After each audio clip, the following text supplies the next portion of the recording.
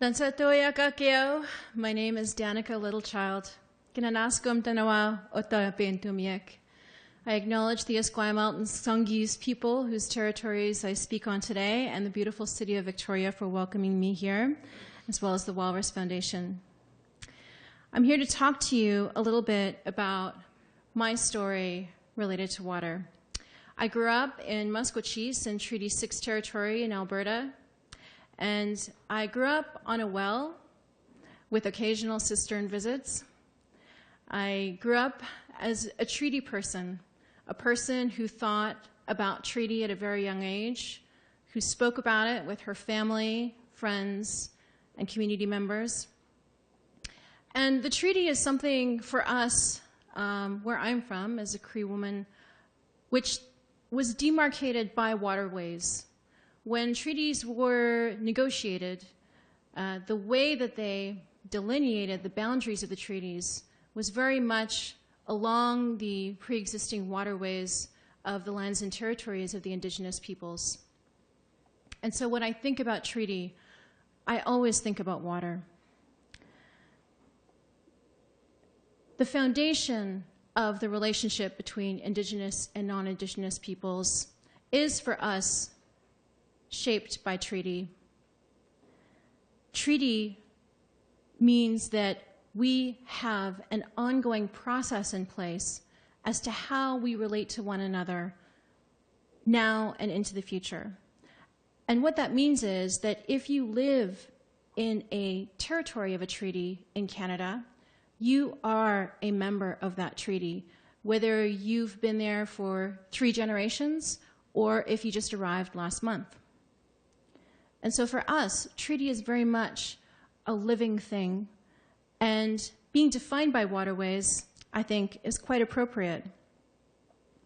Because when I think about the concept of what reconciliation means for us as Indigenous and non-Indigenous peoples in Canada, and in particular in light of the findings of the Truth and Reconciliation Commission of Canada, reconciliation is tied for me irrevocably to treaty and to the water that defines that treaty. For many years since we entered into treaty, the history that has occurred has not necessarily been faithful to that initial foundational step that we took together to describe our relationship. For many years, Indigenous peoples, in particular in Treaty 6, have been estranged from water. While we have always had cultural practices, spiritual connection, knowledge systems, and Indigenous laws related to water, our ability to participate in decision-making, in allocation, and in the fate of the water has been severely curtailed. As such, Indigenous peoples are amongst the Canadians who face the most significant water challenges. And this flies in the face of that initial step of reconciliation we took when we entered into treaty to describe our relations. And it flies in the face, I think, of the true spirit of Canadians. How we relate to each other, how we want to look after each other, and what it means to live together in a good way.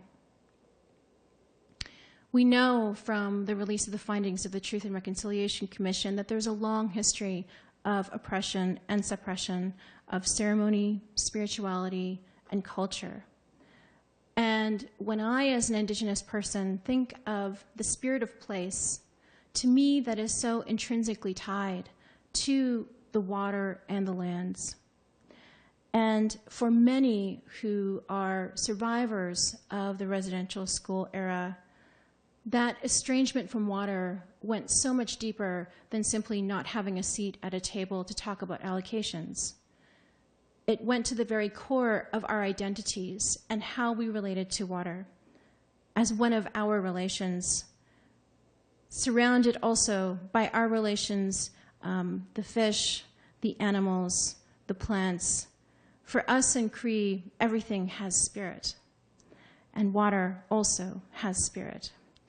So how do I reconcile for myself? How do I navigate reconciliation? Having grown up on the reserve, having faced severe water challenges and seeing family and friends face the same, my first step was to revisit the Waterways of Treaty. As First Nations, thinking about how do we describe the content of the treaty as foundational to reconciliation for ourselves and to our treaty partners, all of you. My second step was actually to introduce myself or reintroduce myself to water. I know of so many people who do amazing work on water, but they never visit water. They never go to say hello, to tell water who they are. And that's how my journey really began. When I decided to commit myself to doing more work on water-related issues, I began with ceremony. I began by introducing myself in my spirit to the spirit of water. My third step was to reject willful ignorance in others, but also in myself. That meant committing to learning what I needed to learn to be an engaged person who contributed something to the dialogue around water, around reconciliation, and improving relations, whether it's with treaty partners, between and amongst Indigenous peoples, or with Mother Earth. My final step, which I'm still working through, is to try to contribute to the dialogue to reconcile the different silos that have developed around the way water is talked about. Technical, legal, political, cultural, spiritual, identity. So often I've heard people sit down at the table, Indigenous and non-Indigenous peoples, and sometimes we'll hear our treaty partners tell us, well, we're going to talk about water, but you guys, it's really just a technical issue. You don't have to talk about treaty right now. You don't have to talk about culture. But for us, our identities are shaped by water. Our identities regarding water is as much political as it is technical, is as much legal as it is cultural. And so I really hope that in future, we as treaty peoples can talk together in a way that allows for the space for that conversation to happen. Hi, thank you.